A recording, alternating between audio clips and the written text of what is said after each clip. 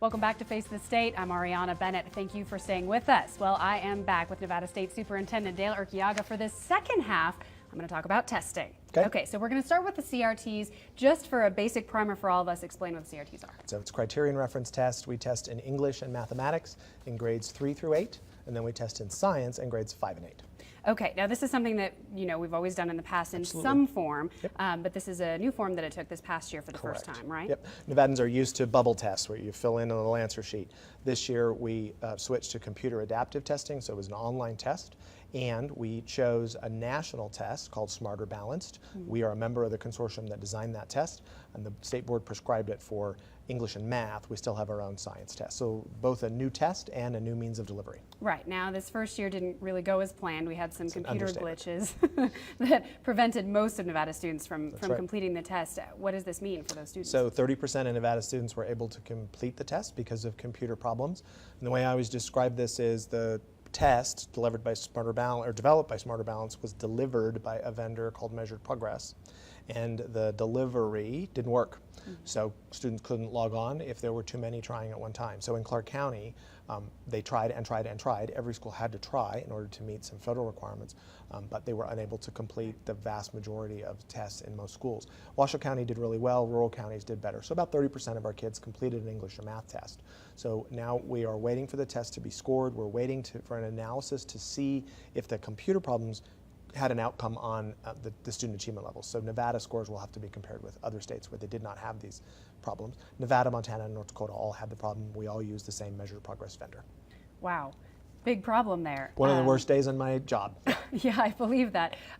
For these students now who don't get these results, which is the majority of Nevada students, what does this mean in terms of them knowing if they're making progress? That's right, really frustrating because kids won't know their status, their teachers won't know when they come back to school, mom and dad don't know, and we use student data to assign ratings to schools, so we can't project growth next year because we don't have a score this year and we add growth next year. So it really has caused some problems. It's made us rethink how we deliver tests.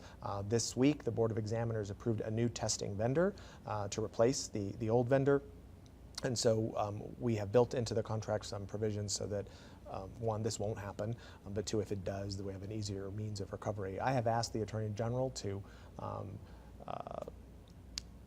take whatever steps he deems necessary to get the two vendors to compensate the state of Nevada for the losses, because it's a problem for students and information and instruction, and it's also for us a problem contractually and financially. So Attorney General has not announced any settlement yet with the two vendors. I'm now focused on how can we get teachers the most information we can when they come back to school using interim assessments or some other form. And the state board is very focused on how do we make sure this doesn't happen again.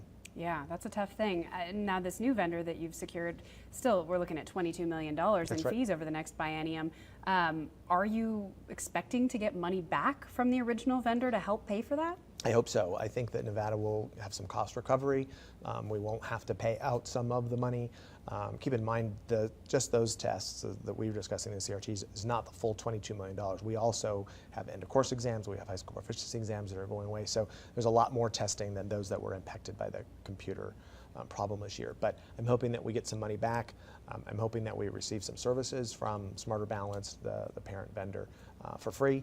So I'm very thankful to General Axel for the work that the Attorney General's office is doing. Okay, that will be some guesswork for teachers then, kind of figuring out where their students stand and hoping to build on that from the beginning. Fortunately, districts have their own interim assessments and their own, in many cases, an end-of-year test. So I apologize to the teachers and to the families of Nevada for what's happened, and we're going to get it right this next year. We're going to get the right vendor in place and make sure that our families and teachers have the information they need. Okay, now switching gears a little bit, let's talk about the ACT.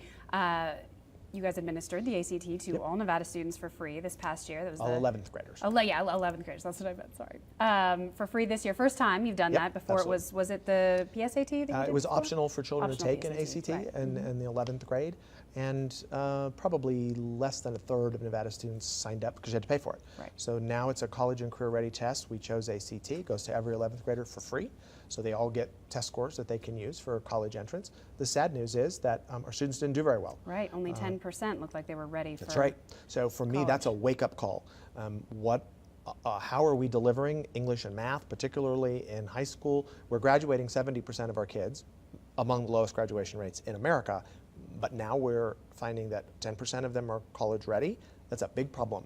So the districts are looking at those results now, and the districts will come before the state board in September and have a conversation about how do we engage in remediation, how do we change instruction, do we require students to take more credits, what answers can we expect from our schools. The testing was a bad day, and I will say the ACT results was also one of the worst days I've had in this job. That's a real blow when we're trying to develop our economy to get that kind of result. Right. Now, obviously, 10% isn't acceptable. Is there a number that would be acceptable? As all states move to a full testing of a grade, everybody is getting lower than they expected.